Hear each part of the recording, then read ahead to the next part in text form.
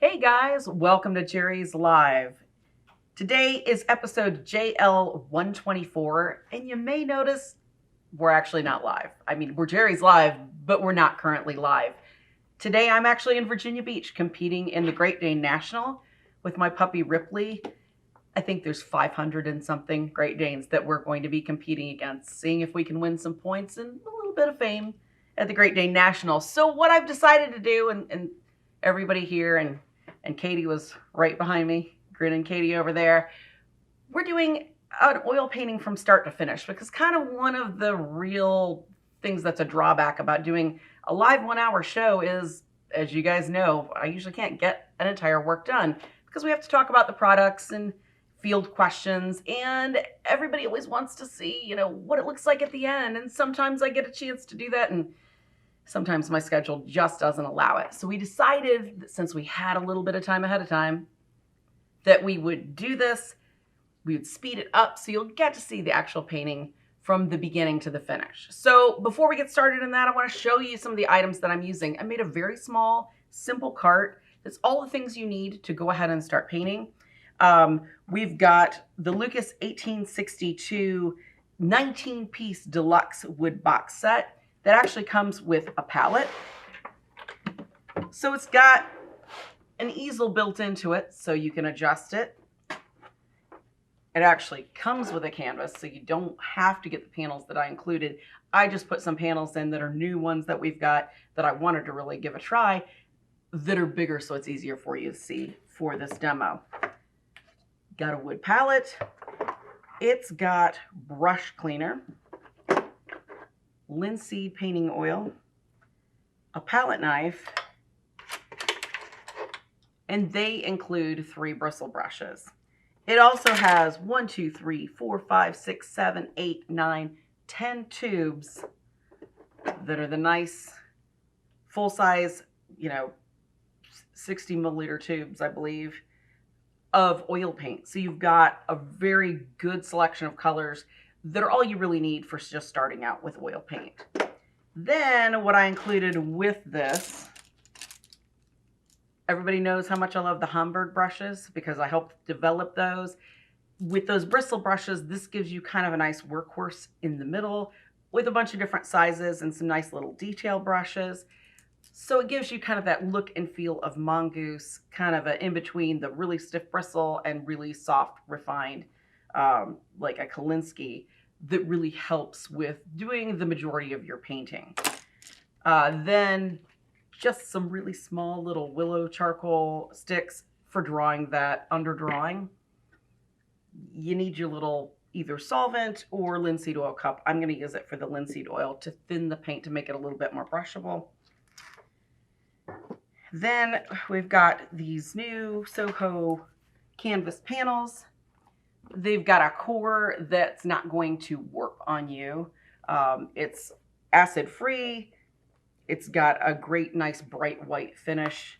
It's actually a really nice texture. It'll take the paint well. So we're trying those Soho canvas panels today in kind of an odd 14 by 18 size. I'd never used that. I thought it'd be kind of fun. And then just from here, we're going to have a still life. So it's some glassware that I brought from home. One's a little antique vase that was my great-grandmother's. So I thought that would be kind of fun and bright and happy to give a try on. So this is JL 124. If you're looking at any time for these supplies, you're going to go to the jerrysartarama.com website, type in JL 124, and that will pull up all these items for you to be able to see. So let's get painting. All right, so first I've got the paints laid out, and I'm going ahead and starting the charcoal drawing with the vine charcoal, or willow charcoal in this case. Really, I wanted the emphasis to be mostly on this little antique vase, so I didn't necessarily ghost in the others, just kind of in a quick outline to compare them against each other. I knew that I wanted the vase that shape and kind of had planned in my head where the other shapes were going to go behind it and was fine with that composition. Now, something that I didn't do here, just because I wanted you to be able to see the charcoal drawing well, that sometimes I will do on surfaces at home is I will take a ground and paint kind of a transparent color over that's thinner, that'll dry very quickly, that tones that panel or canvas so that it's kind of a nice mid-tone instead. It makes it easier. You don't have to put as much paint on necessarily. Sometimes that mid-value range can kind of help bring a painting up faster. But I really didn't want it for this because I haven't painted on these panels. I really wanted to see what the thinner layers were like in different colors, if that made any difference. That's kind of how I formulate things when I try new products. So kind of trying to tweak the drawing here and there. Some people want that drawing absolutely dead, to rights at this point before they start painting. I'm kind of a tweaker constantly, so I'm always adjusting here and adjusting there in paint because I think that sometimes a drawing can look right, and then when you're getting color on, it's different. So I trust the drawing enough just to kind of block in the areas and then go from there. All right. So now I'm going to start putting on what kind of would be the ground otherwise with the with just some thinned paint. I think I'm using a little bit of Gamsol here just to thin it enough to make it brushable so it'll dry a little more quickly, but it's just toning that, kind of giving it a background color in basic colors for how I'm going to kind of work with from there. Now, using willow or vine charcoal, something to note, it can be very smeary and messy if you don't have a lot of experience with it. You can see in some of the areas as I'm working along where you can see on the light colors, it picks up a little bit and drags a little bit of the charcoal. If you're not used to that, it can be very troublesome and annoying and upsetting even. But I guess because that's what we used in college, I actually kind of depend on that to help with the outline of the drawing sometimes. An alternative to that is you can use a rag and kind of dust some of it off first before you apply the paint. Or you can even take a workable fixative and very lightly fix it. You just don't want a lot because you want that adhesion for their first layer of paint to be really good, which if you douse it with fixative, then that's kind of giving you kind of a shell in between where that paint's not going to really sit on your panel as well. So as I work with some of the different colors, you'll be able to see it lift up a little bit, but it doesn't really bother the painting as a result.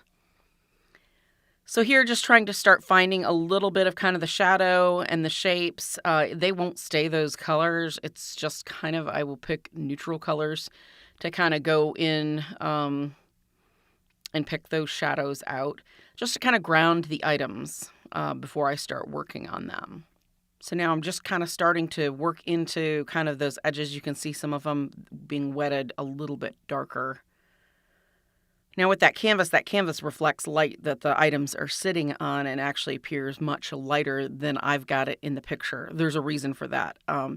You don't want to use your whites and really light colors initially right away because they take much longer to dry, especially titanium white and things like that. So you're going to want to save those for later. So it's easier to actually start with earth tones or kind of a middle ground that's a faster drying paint and put that on first and then do your glazing of your lighter colors over it. That also helps when you go to do shadows. The darks are already there, so it's not as difficult to manage those. But it's much easier to kind of be able to get those final whites and have them on the top so they're drying last. Remember, kind of with that fat over lean concept. Now, I really did like the easel box that this little set comes with. It's very easily adjustable. Even with, I'm kind of rough when I put those under paintings on. I really scrub the pigment into the surface so that it bonds on really nicely. It didn't rock or move or give me any issues like that. So that was very pleasant. I appreciated that it didn't move around. It didn't really slide or slip because, even just face it, some regular easels don't grip panels very well. This was designed to hold a panel in it pretty nicely. So I was pretty impressed by it. All right, so now we're getting the color ready to go to get kind of the underpainting of kind of a base mid-tone going on this. I think what I was doing when it kind of got quiet there and nothing was happening was just kind of observing the kind of the still life and starting to mix some underpainting colors and just kind of getting everything ready to go and really start in here. I think I said in the outro for this, but this painting was done over about 6 hours total. And Will has been kind enough to speed this up for us. So it required a lot of fast working and kind of I guess an evening in between to stop to let it dry enough to do the second layer on. This area is the first day. So all I'm trying to do here is starting to kind of block in just very basic color. You don't want to start getting crazy too soon and, putting in your highlights and things like that, because remember, those are going to be lighter colors, so they're going to involve more white in them. And here, this is a clear glass handle, right? So you have to kind of look at the shadows and shapes that make it up with the colors that it reflects through, and kind of use that to help, because it's clear you're not going to be able to use white.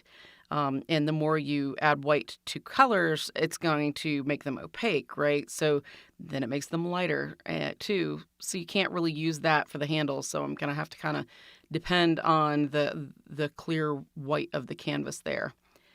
The ribbon on this glass, I immediately regretted using this glass because, it's funny. It was a set of 4 that I had. This is the remaining one because I tend to break glass really easily, and I just love it. So I wanted to use it for the still life, but that ribbon was because you can see through it, was so difficult, and trying to get that shape and the reflections in it where it didn't look awkward. As I was painting was a little bit stressful. So you'll see it comes off better later. The blue, there's I think a cerulean blue in the set, or a cobalt blue, and a Prussian blue. So not the best range for mixing blues, but thankfully this glass, it ended up working perfectly for it. Prussian blue typically is usually like an ultramarine and a black pigment, so it helped to kind of make some of those really nice darks and to darken that lighter blue when needed. So at first I was like, oh, not the best mixing blues. Oh, perfect for this. The application of this paint's pretty smooth. I've thinned it down just a touch with Gamsol to make it brushable enough. Because of the beeswax content in it, I find that feels the best mixed with that to thin that. But again, anybody who's watched the show a lot knows I'm not big on the petroleum thinners, which Gamsol is, an odorless, very distilled version of. But just kind of with this beeswax, it's just enough to kind of wet the brush and just to make the paint a little smoother, a little bit more brushable, and it works fantastically well. There's just something in it. It doesn't break down the beeswax too much with that. I would imagine turpentine would not feel as successful as far as personally how I want that paint to feel when I'm applying it. The Gamsol worked really nicely. Here, just starting to kind of add a little bit of blue to the shadows, kind of a bluish gray, starting to kind of carve those out. When you're painting, especially, I mean, it doesn't matter what you're painting, but still life in particular, because you've got shadows, because you've got highlights. It's kind of this fine play in carving out almost positives and negatives in the items, which the shadows, obviously would be the negatives. But kind of bringing them along and kind of carving them out is a way that I feel like which is funny because in drawing last week with our drawing, I talked about that I'd like to establish those shadows first and establish the darkness of it. Well, that's because it's not color. When you start adding color, it's completely different. So I like bringing them up kind of at the same time, making sure that any colors are in there are reflected, so that kind of helps with stabilizing that item and making it seem plausible that it's grounded, right? It's not just some floating in space item. with the big spiral ribbony glass in the back, the stem and the base were very frustrating because they don't reflect as much color or light, being the last item kind of in the back. So you see a lot of the canvas and the wall and stuff through it. So that was interesting. You can see I started on the stemware and then kind of left it alone because I really wasn't sure what to do or where to go with that. And when in painting, everybody feels that way. Don't stop and walk away. That's okay. That's when you switch and start painting something else. You can see for a little bit, I went to the blue glass and kind of worked on that while I thought about it. To me, painting, especially oil painting, more so than acrylic because of the longer dry time and the application and time and that is as much about the thought process and stopping and really observing as it is the moment that you're actually applying the paint. To kind of plan out mentally what you're going to do next rather than just go. Because acrylic, it's fine. You can paint over it if you mess it up. With oils, I like to think about it a little bit more. And I've noticed I start doing that with acrylic as well because it saves time rather than getting too far onto something and realizing that there's corrections to be made and then having to paint it out or, take additional time to add that. Here I'm kind of putting a highlight on that ribbon. I've kind of worked in some of those shadows in the base of the rounded part of that ribbon glass just to kind of start finding them. And then now I'm trying to kind of sculpt those highlights out on that red ribbon to make that pop forward, to give it kind of that three-dimensional quality. With this color kind of that I'm putting in the background of the gray, it's a little bit of Prussian blue, a little bit of the yellow ochre, I believe, and a little white, so that it's not a true, I don't even know if I used black in this at all, but remember, Prussian blue does have a little bit of black in it, so it makes for a really nice gray. That's a nice cool color. I want that background, even though there's that blue background, blue of the wine glass, I want the background to be cooler. I want those shadows to kind of help drop away, and then the heat coming forward with that little bud vase. So trying to kind of push that idea further in those shadows so that it makes that red ribbon that's got that kind of orange highlight right in the middle there pop forward a little bit more. Now you can see I just put a little bit of a wash in where it's a little warmer red. That's to get that idea that that's the outside part of the glass coming towards you, because you don't,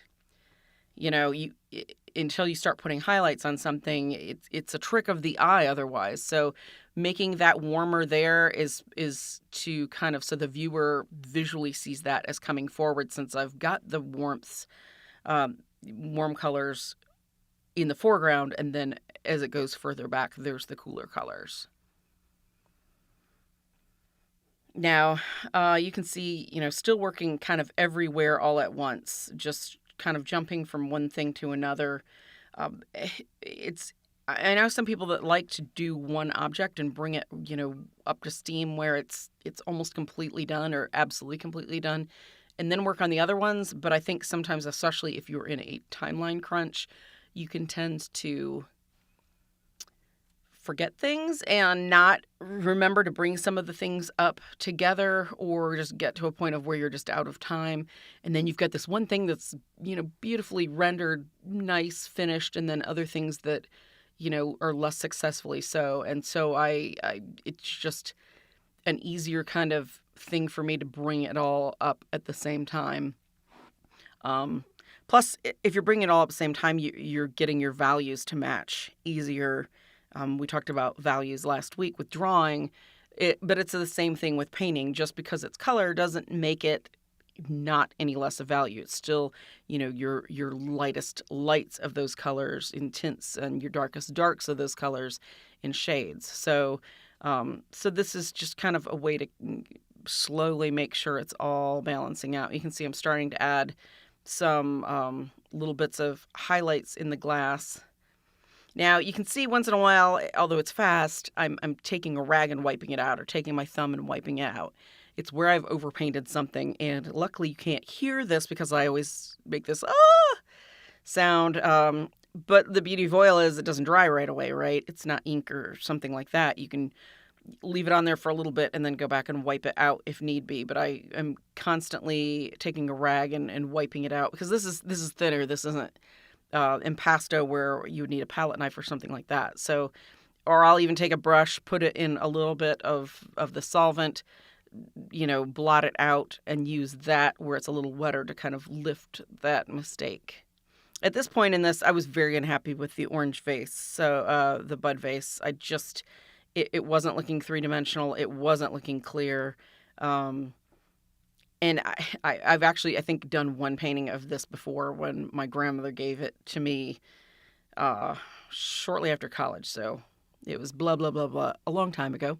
And I painted it with ochre. So I liked the really natural ochre dried pods with the brown with that orange and kind of made the orange some of those nice browns. But it was behind it. So the ochre was the cooler colors in the front, and then I put all the warmer colors in the background. But I was very happy with that painting. Not so happy with how this was coming along at first. But so I'm spending a lot of time here trying to make sense of that handle. Just because of that blue is back there behind it, and it really reflected through that clear handle, trying to start making it look, which it's finally starting to kind of look that way now where you can see that.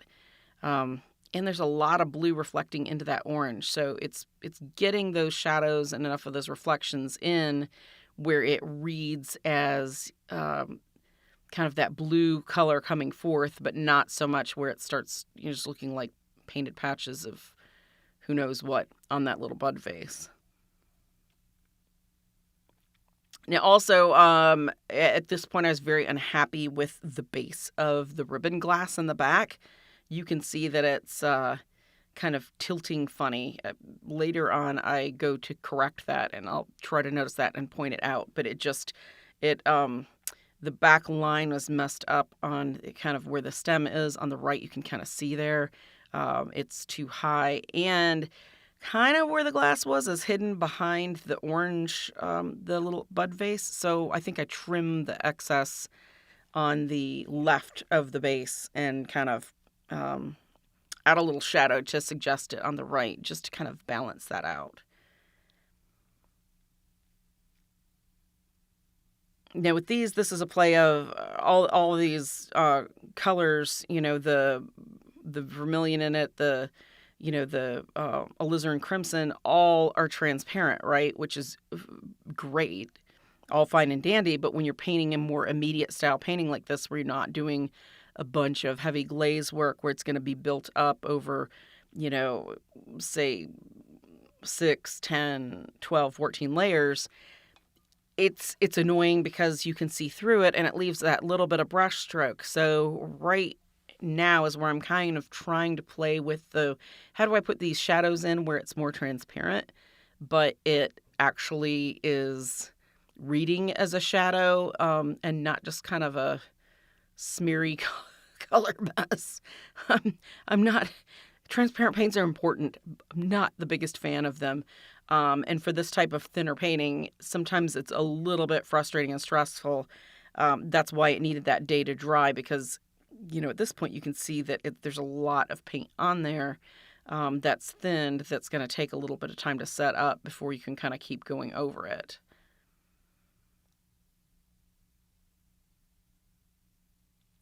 And the glass it's hard to see in the picture, but it's like kind of crackly, right? So, which reflects highlights kind of at different places, and also gives these kind of weird, rounded, bulby kind of patches, shapes of the kind of crackle bubbles. So it's a very, and I picked that purposefully to go with the blue, the smoothness of the blue, and then that kind of very, organic winding design of the ribbon glass there, because it kind of gave it some, although it's a smooth glass, it gives it a little bit of visual texture to the overall piece. Now you can see here, as is, the background is incredibly light. It's very washed out. If you squint, which everybody take a minute and squint, you can see that ribbon vase really just disappears into the background. Which that's fine. We were looking to get a ground color on. We didn't want to go, much more than that at first.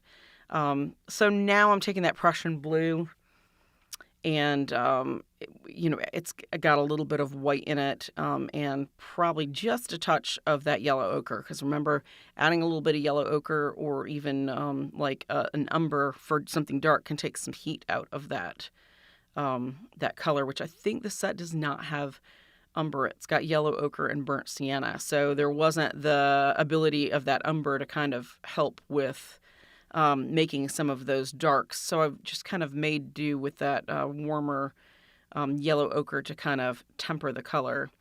And all I'm doing here is just trying to get in a smoother background color where it's not as kind of thin and washy, just to start making those glasses kind of step forward a little bit more. Now, in going around this, I'm not making a hard-edged kind of, and when I'm painting up against those objects, what I'm doing there, besides trying to get kind of that definition between them, I'm also moving lines a little bit. If I notice it's a little fat in one area, I'm just kind of coming along and edging that line in very smoothly. Or even just to try to get a harder edge. But I also, at sometimes, which it's sped up so it's harder to see, I will actually soften some edges, because the most successful, in my opinion, painting isn't where everything is super duper sharp. Because if you're going to make every edge super duper sharp, you better be like the Mac Daddy at realism, because people are going to notice things that are off the sharper that you make it. And if everything is sharp, any discrepancies are going to really stand out and be an eyesore. So if you take it and you have your moments in a painting, to quote my sculpture professor Gary from college, he always talked about moments in something, and so I use that a lot. You've got these beautiful moments that are this nice, crisper edge where you've got that contrast of two things up against each other to really make it pop.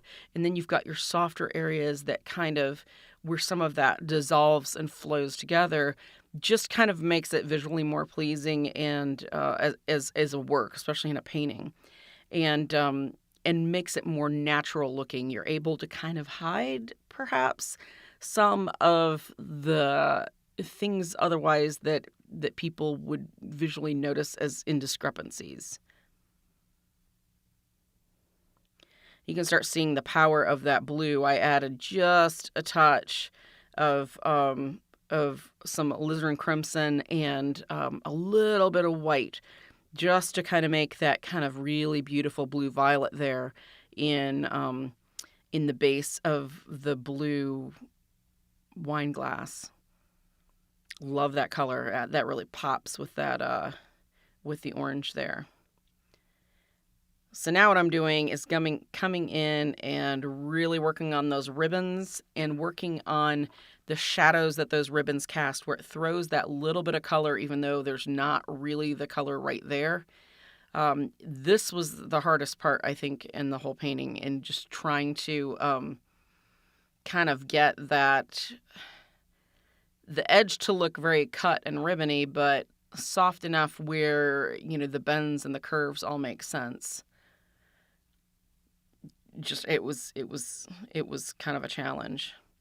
Now here, just trying to darken that and the inside of that, the blue glass, just to, you could see as I put those little edges in and darkened it, all of a sudden that looks three-dimensional. It really makes it look visually like you could stick your hand down in there, just because it dropped that back. It pushed the perspective of the color.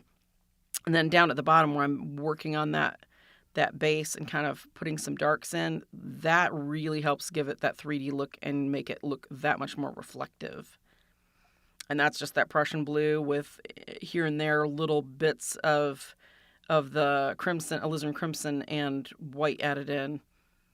And then at times, like in here, I've added a little bit of that lighter blue just to make it so it's still a little violet-y, but it's not so...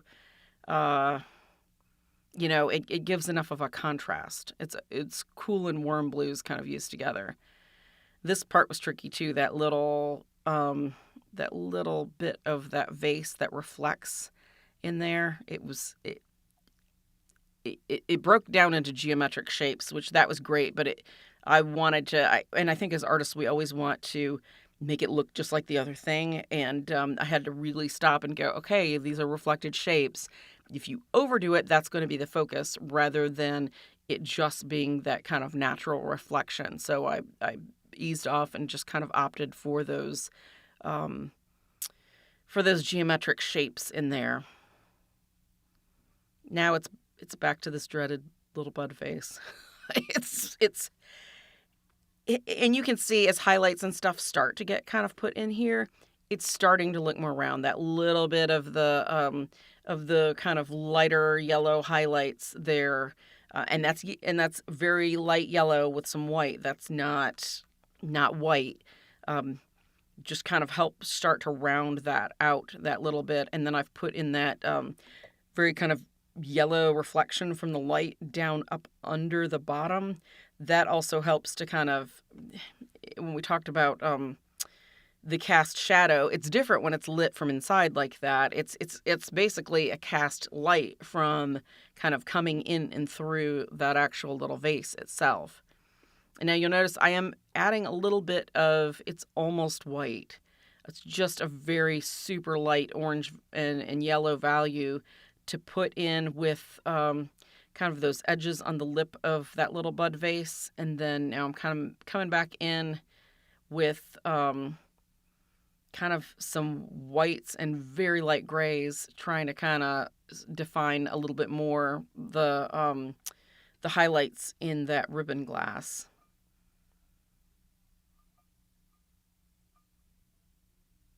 So back to the blue. There's cast shadows from the ribbon glass, which, again, a nightmare to try to put on there because it does not reflect exactly as you see it. It reflects these kind of weird, jagged kind of edge lines. So it was kind of starting to figure out what I wanted to do from there, and it started getting a little overwhelming. So what did I do? Went up and crispened the edge of the mouth part, the mouthpiece part of that glass, just to move to something similar while I kind of thought about it. Move back down to the base just to kind of crisp that up. And then probably drinking a little coffee right there and having to think about it.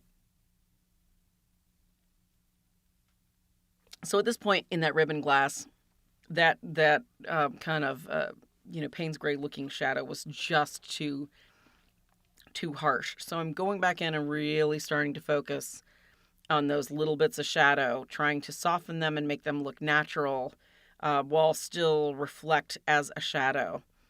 Now in this part, I've taken a little bit of that kind of alizarin and Prussian color and just made it a super light tint. So it's almost white. It's a very, I don't even know if it's even a 10% value. But just to make that nice and cool, to make that kind of red sing, and to start kind of reading as the reflection from the background color gray.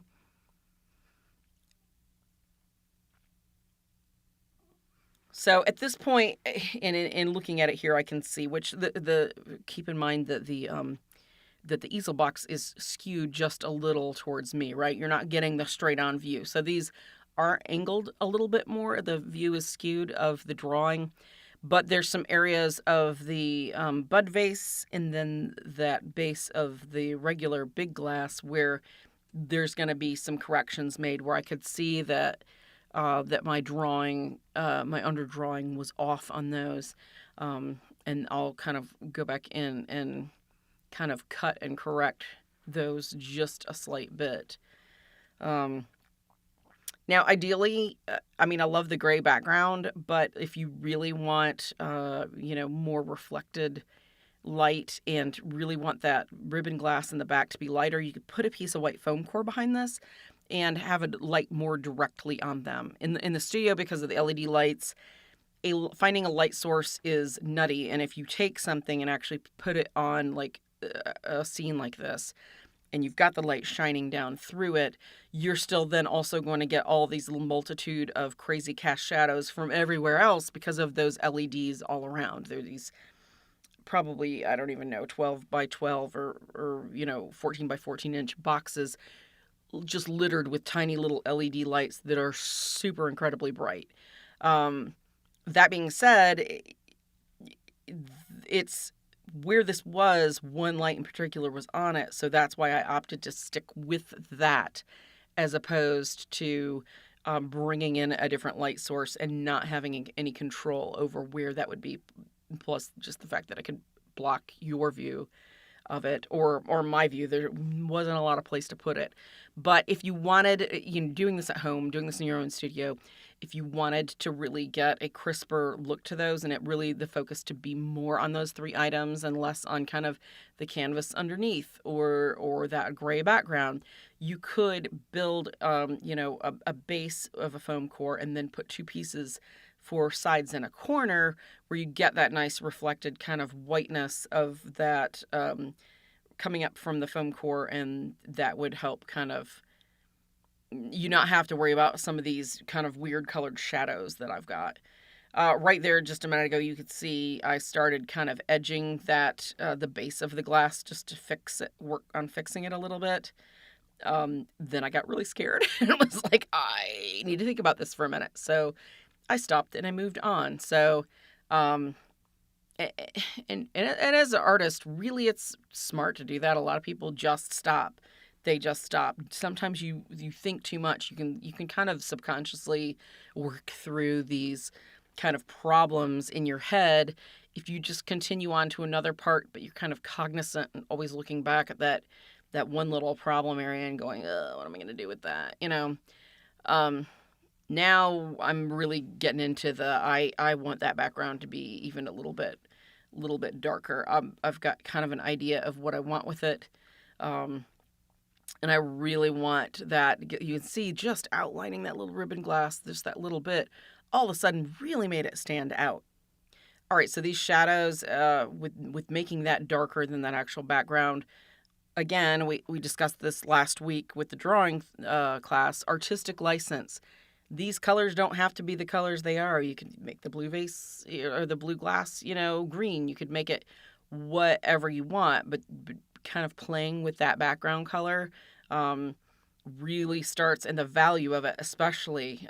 We talked about values and contrast. Suddenly this is a much higher contrast piece with that background kind of, that beautiful darkness. Now, I noticed right there, I was working along and noticed the side of that blue vase was very off. So I will go back in and correct it because now I'm kind of thinking about how I want to ultimately fix that. And I didn't want a really harsh line where these two meet. I wanted something soft that was clearly a transition, but that didn't call your attention to it. So it looks like just like some broken dark line kind of popping through there.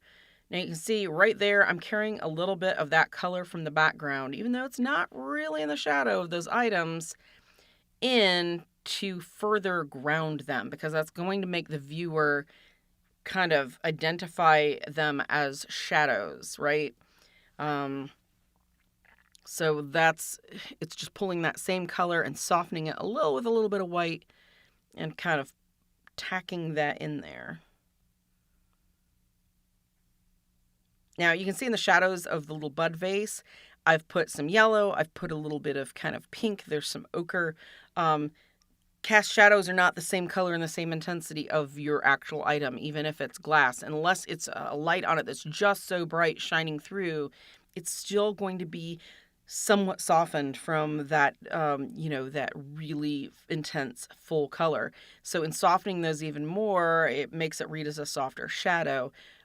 But using those, the kind of brighter colors as the base and then softening them that are in there is what lets you know for sure that it just in the viewer's eye is going to reflect kind of mentally as that shadow. Now I'm just putting that little bit of red kind of through the blues shadow because it kind of does pass through it there.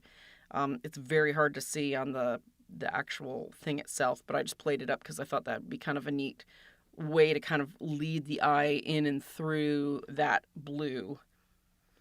And you can see in the as I'm working on the stem of the ribbon glass, I've also put a little bit of reflection from that bud vase in there with that really soft, very faint little orange. It just picked it up just a little in there, and I didn't want it to be too harsh.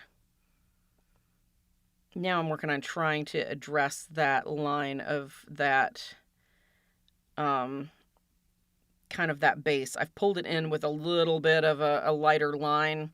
Um, just so quickly you don't I didn't even notice that I'd done it, but now it looks right. Also the highlights on there help to make it read correctly now. Um,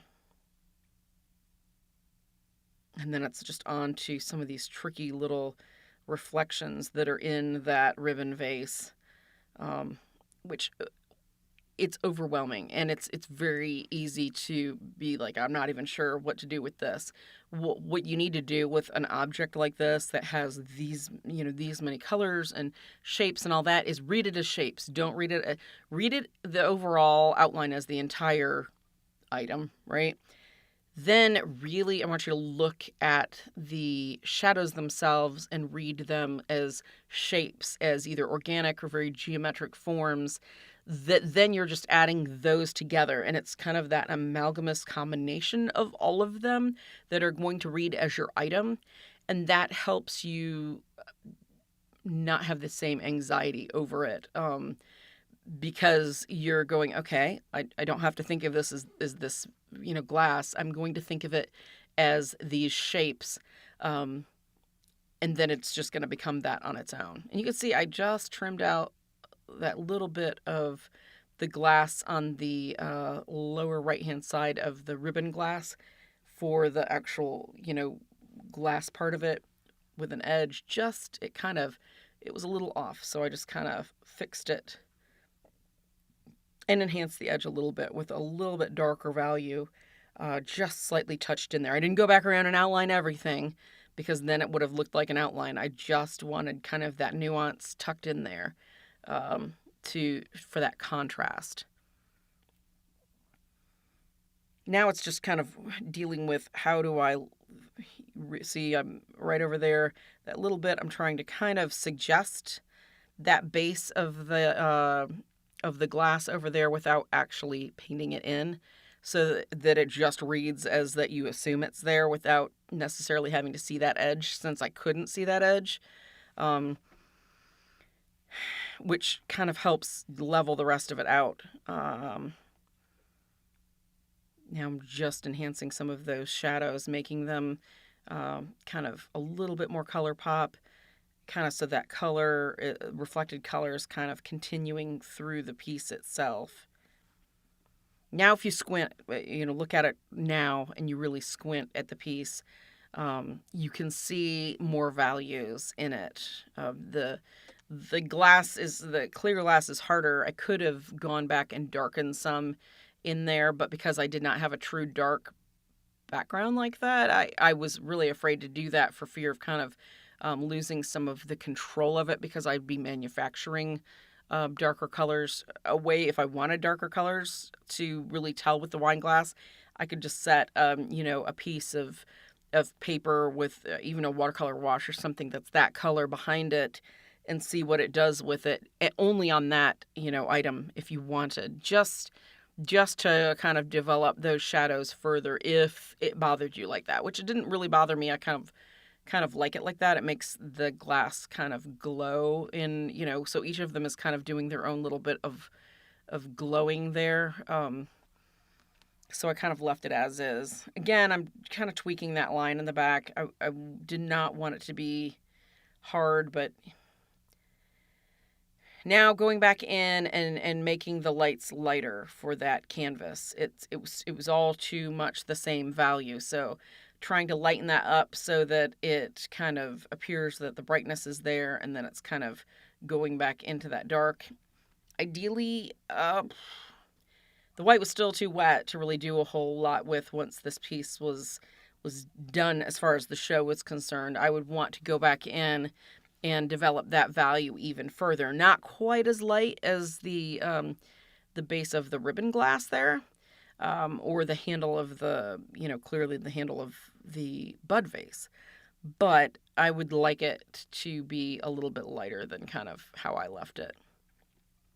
At this piece is uh, at this piece at this time, this piece is actually pretty wet all over because I've been painting on it. This is well into the second day of the second period of painting on it, and so luckily it's still a touch wet because I've pretty much gone over the whole painting at this point, even the second day. It was dry to the touch for the most part the first day. So the beauty of that, though, is that I can kind of go in and soften and blend. I can lay a color in by not pushing hard, but by kind of turning the brush on edge and laying that color down. But then I can blend it with the tip of the brush to kind of really, make it flow into each other and look softer like I'm doing for those shadows.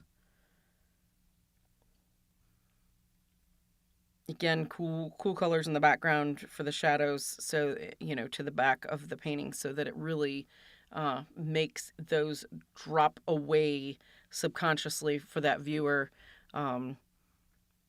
Which I know I say that a lot, but really it's, you can paint it how you want it, right? For your intention, but overall, in the long run, your success, unless you're just going to keep this home in a closet or on your own wall, or give it to your Nana who thinks that everything you do is amazing. You want to be able to kind of step away from you and your perceptions and see this painting as other people are going to see it, and how subconsciously are these colors going to work together, and what things can I do to make it easier for this person looking at this to read this painting and make accurate observations from it, kind of even put it together in their own head, which we've talked about color theory. If you haven't watched any of our color theory episodes, it's a really good idea because color plays a ridiculously important part in a painter's repertoire as far as how someone is going to view this painting, how colors are going to work together, how successful it's going to be. Because colors can work together or not work together, either which way. But the success and how they, play well with others kind of thing really depends on kind of your knowledge and how you impart it visually with your work.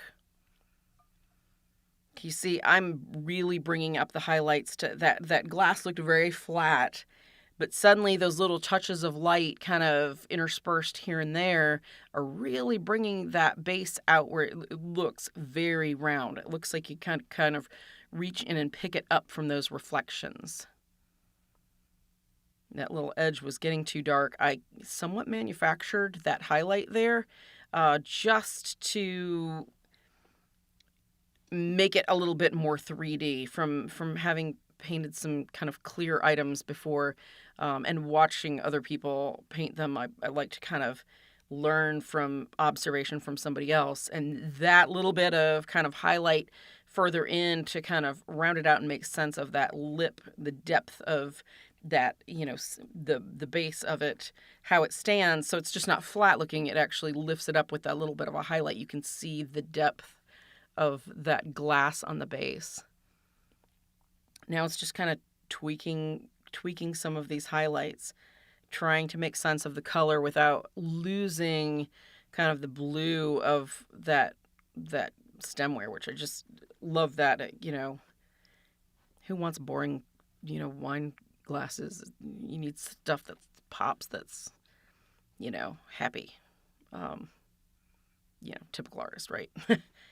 Well, I mean, typical artist, you need your wine glasses, but so here now I've had some thoughts and decisions about how that reflection's going to play with that ribbon glass there.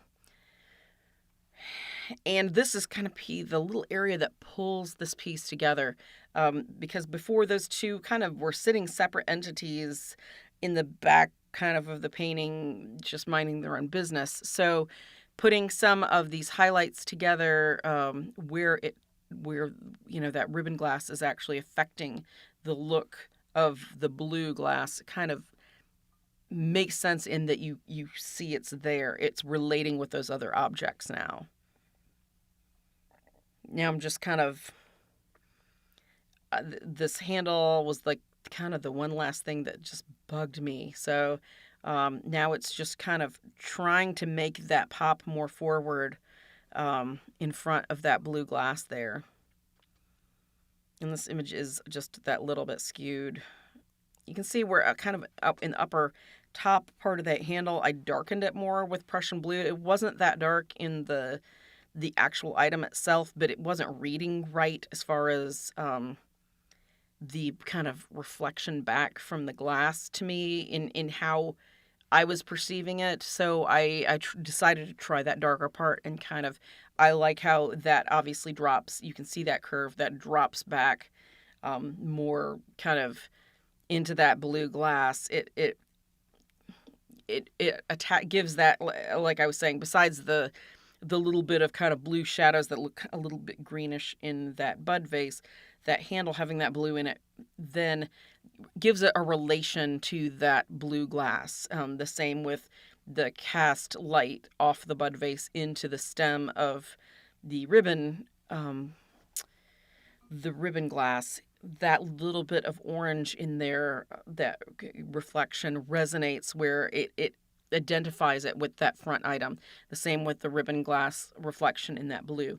It identifies it with that that glass. It's they have a relationship with each other now, which is really, you can, combine a still life with multiple things, but unless you give them in some way, shape, or form, whether it's through shadow, whether it's through how they overlap or something like that, unless you make those relationships between the items a constant and strong relationship in how they fit together visually and how they interact with each other, it's not going to be as successful. It reads flatter. That you lose a lot of dimension to me without those relationships. Now with this, I'm just further trying to tweak the look of kind of the crackles without making them too, edgy, cut out, obvious. I want the suggestion to be there. Oh, did you see that little white? I just tapped in that little bit of the outside edge right there of that glass to, because I still wasn't happy with kind of where it was at. Just tapped in a little lighter color. It's not a hard edge or anything, but just to suggest the back of that glass. Kind of wish that I maybe tapped it out just a little further in retrospect, but I think because, again, we're looking at this easel box on a skewed angle, it probably is the actual work shows it better. Now, to me, this little bud vase looked lopsided on the left at the base, but what it was there weren't enough highlights that rounded it kind of there to really show, because you're kind of looking up over it. You can see down in the top, and you can see a little bit, and you can see kind of over the edge of it. So putting those highlights on kind of pulled that shape back together so that it reads a little truer. Now I'm just kind of at this point deciding where I want these last highlights to be, how bright I want them, because you don't want them overly bright. You don't want them too stark, too much contrast, because then it doesn't read as just a reflection. So it's just kind of, now is the delicate time where decisions between value and contrast kind of need to be made wisely, because up until this point I'd been flying along pretty quickly, and you don't want to go flying along when you put these kind of last touches in, because it's a good way to kind of get ahead of yourself and maybe make something come up too much and other things not enough. So you'll notice this whole time I'm kind of wandering, as you will, from one object to the other, putting on those little touches, kind of sticking a little in here and sticking a little in there, because I don't want to overdo one specific thing.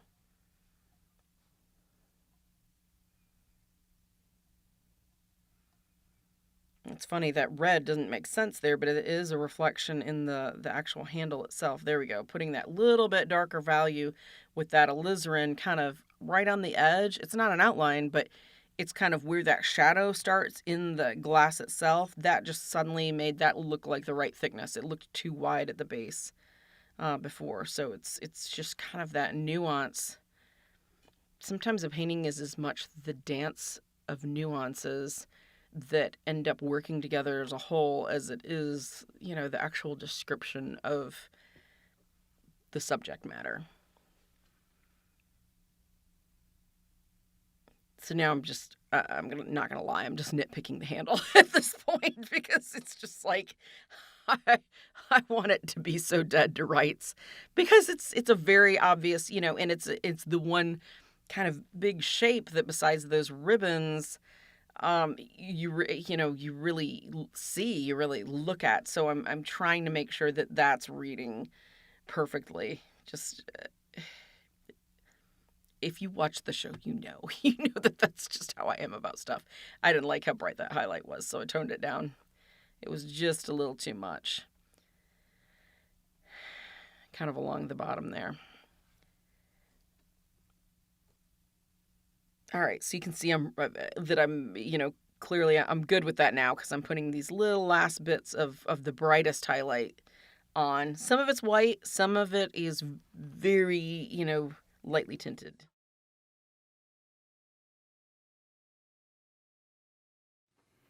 So hopefully this has made a lot of sense as far as to how I approach starting a painting and just kind of basically working through something to get to an end result of a relatively finished painting. Now, you could take this and call it done. Some people don't even go this far. Some people want it to be absolutely picture perfect, which, you know me, I'm a perfectionist. That would be great, but I just don't always have the time to get that far along. I think all in all, this took about 5.5 hours to get from just that bare panel to this end result. So hopefully it's given you a little bit of insight and it's maybe stirred a little bit of creative vibes and made you want to go out and just items around your house, stick them together, get your paints out, oil, acrylic, watercolor, and just give it a go. So again, if there was any items that you wanted to see to get a better look at in this episode, it was JL124. Put that in the search box on jerrysartarama.com and that will pull up the list of supplies that I used to paint the painting here. Take care. We'll see you next week.